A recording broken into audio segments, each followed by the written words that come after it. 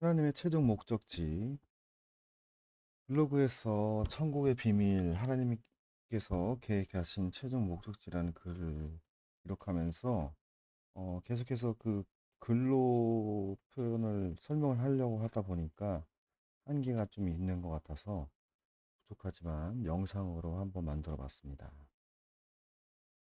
계시록 21장 6절. 또 내게 이르시되 다 이루어졌도다.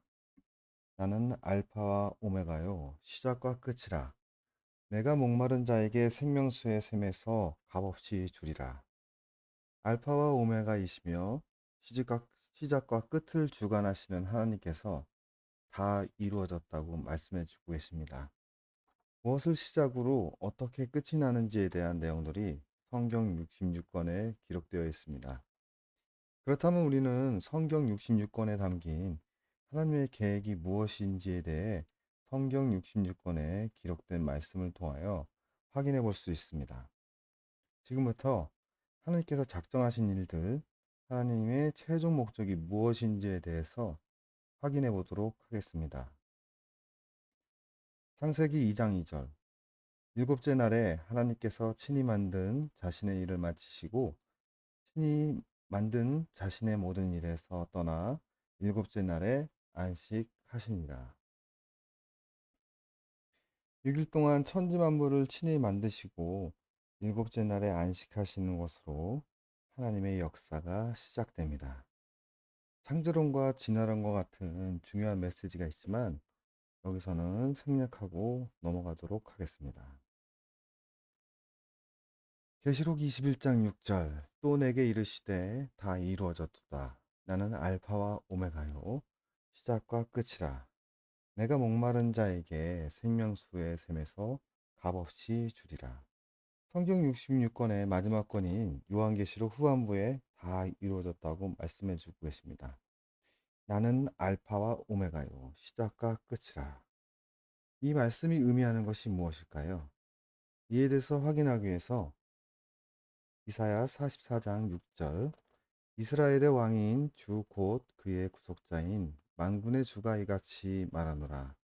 나는 처음이요 나는 마지막이니라. 나 외에는 다른 신이 없느니라. 태초에 천지 만물을 창조하시고 세상의 역사를 계획하신 대로 이끄실 수 있는 전지전능한 힘을 가지신 신은 오직 하나님 한 분뿐이시라는 것을 나타내 주시는 말씀입니다.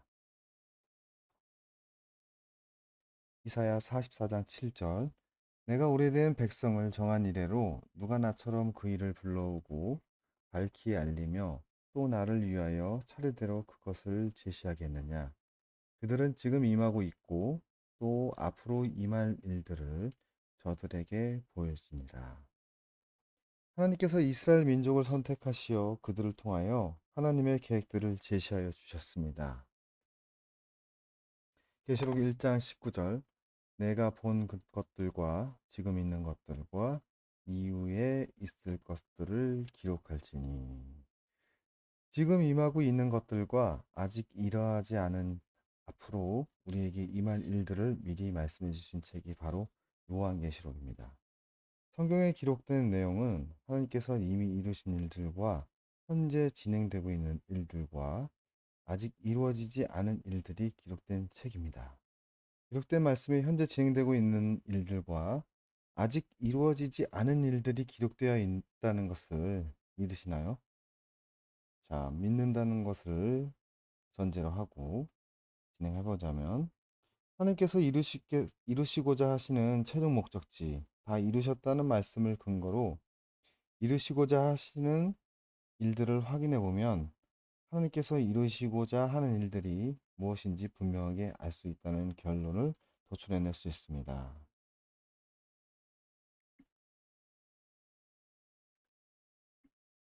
요한계시록 21장 3절. 내가 하늘에서 나는 큰 음성을 들으니 이르네 보라 하나님의 성막이 사람들과 함께 있고 그분께서 그들과 함께 거하시리라. 그들은 그분의 백성이 되고 하나님께서는 친히 그들과 함께 계셔서 그들의 하나님이 되시리라. 이 말씀에 하나님께서 이루시고자 하시는 최종 목적지가 숨겨져 있습니다. 그들은 그분의 백성이 되고 하나님께서는 친히 그들과 함께 계셔서 그들의 하나님이 되시리라. 우리는 하나님의 백성이 되고 하나님께서는 친히 그들과 함께 계셔서 우리의 왕이 되시리라. 보시나요? 우리는 하나님의 백성이 되고 하나님께서는 우리의 왕이 되시리라. 백성 등장하고 왕이 등장합니다. 자, 그럼 여기서 백성과 왕이 등장하면서 자동적으로 연상되는 한 단어가 있죠. 바로 왕국. 다른 신은 거들떠보지도 않고 오직 하나님만 신으로 인정하는 하나님의 명령을 따르는 백성들로 구성된 하나님의 왕국을 세우시려는 것이 하나님의 최종 목적이라는 결론을 도출해낼 수 있습니다. 이러한 하나님의 뜻을 온전히 이해하고 있는 하나님의 독생자이신 예수 그리스도께서 우리에게 주신 말씀이 있습니다.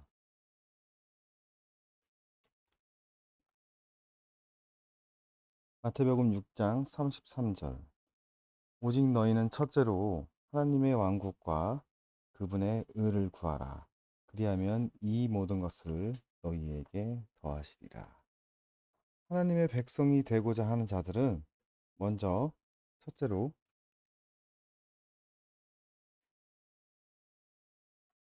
가장 우선적으로 모든 것을 제쳐놓고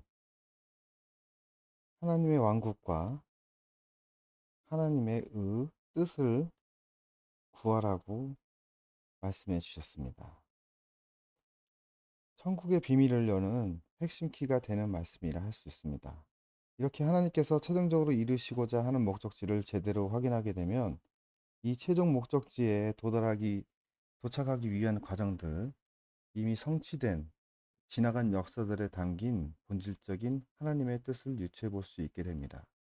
성경을 왜곡되지 않고 온전히 볼 수 있는 가장 확실한 방법입니다. 이러한 방법을 하나님께서 말씀을 통하여 우리에게 미리 알려주셨습니다. 그런데 왜 이러한 합당한 방법들로 성경을 이해하려는 시도들이 진행되지 않는 것일까요? 세대를 거쳐 이어온 전통에 의해 요한계시록은 함부로 해석하지 못하는 영역이 되었으며 이를 어기고 해석할 경우에는 이단으로 낙인 찍히게 되는 것이 현재의 상황입니다.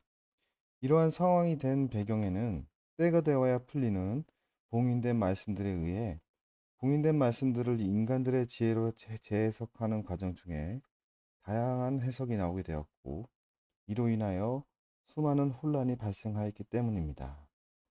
아직까지도 봉인이 풀리지 않은 말씀들이 있어 완벽하지는 않지만 때가 임박해옴에 따라 부분적으로 열린 말씀들을 위주로 확인해 보도록 하겠습니다.